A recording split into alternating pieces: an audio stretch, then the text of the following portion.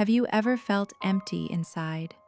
Like something important is missing but you can't quite name it?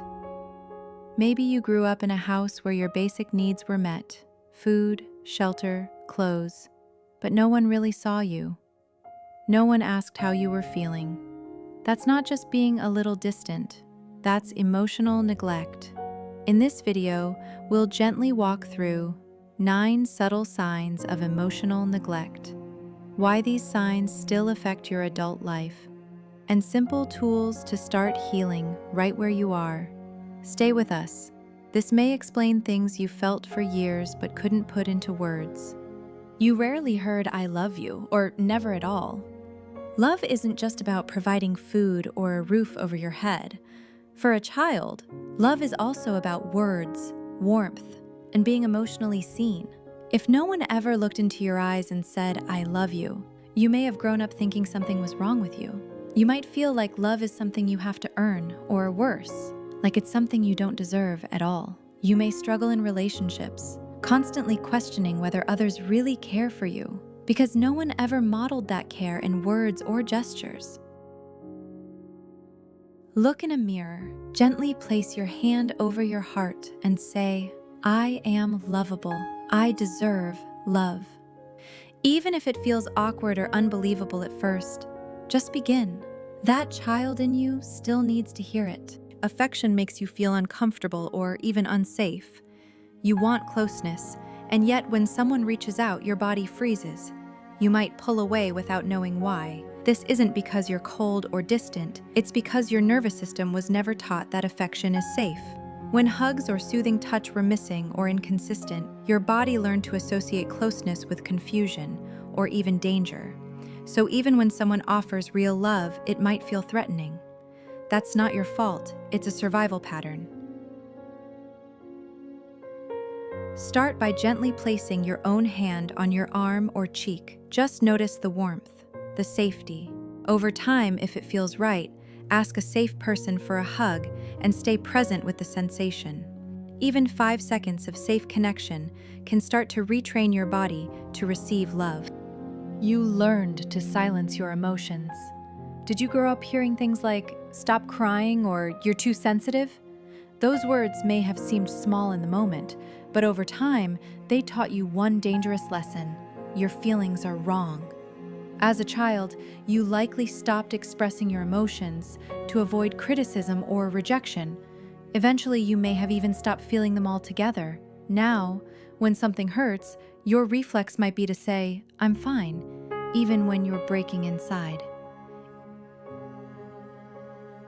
Each day, gently ask yourself, "What am I feeling right now?" Use a feelings wheel or chart if it helps. You don't have to fix the feeling, just notice it. Let your emotions know you're welcome here. You don't know how you feel most of the time. Emotional neglect doesn't always leave visible scars. It leaves gaps. When no one asked you, "What's wrong?" or "How did that make you feel?" your emotional world never fully developed. You may walk through life feeling numb, detached, or like you're living behind a glass wall. You smile when expected, but inside, there's confusion, emptiness, maybe even shame for not knowing why you feel so flat. At the end of the day, write down one thing that made you smile, one thing that made you uncomfortable, one word to describe your overall mood. This small act of naming creates a bridge back to yourself. Home felt like a place to survive, not to feel safe. Once you think of home, do you feel warmth or do you feel tension? For many emotionally neglected children, home wasn't a sanctuary. It was a place where emotions were dismissed, ignored, or punished. You might have learned to tiptoe around moods, to stay quiet to avoid explosions, or to hide your true self just to feel safe. Now, even when life is calm, your body might stay tense, as if waiting for something bad to happen. Create a small space at home that feels truly yours, a corner with soft textures, gentle lighting, or calming sounds. Spend time there regularly. Teach your body that peace is no longer dangerous. It's deserved. If you see yourself in these signs and feel overwhelmed, You're not alone. Healing starts with being heard, even by a voice that listens without judgment. Struggling with emotional neglect or CPTSD? Our AI psychologist chatbot listens without judgment. Link in the description. You experience emotional flashbacks.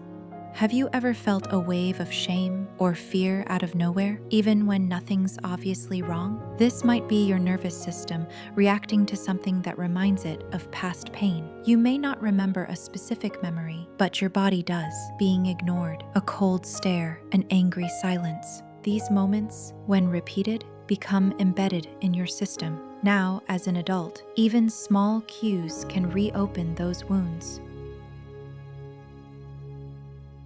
When you feel a strong emotion that doesn't make sense, pause, say out loud or silently, "This is from my past. I am safe now." Feel your feet on the floor. Take 3 slow breaths. Come home to the present, where love and safety are possible. You became an overachiever to feel seen. You learned that being good got attention. Straight A's, clean rooms, perfect behavior, and maybe, just maybe, someone smiled or said, "Good job." So you chased achievement like your life depended on it, because emotionally it did. But now, the moment you slow down, guilt creeps in. You ask yourself, am I enough if I'm not accomplishing something?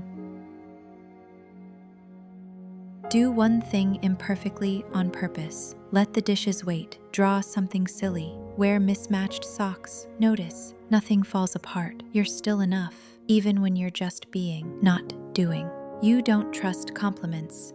When someone says something nice, do you brush it off? Feel awkward? Think they don't really know me? That's not you being humble. That's a defense. When you grow up without affirming words, compliments can feel like lies, or worse, like setups for disappointment. Your inner critic has been running the show for so long that kindness feels unfamiliar.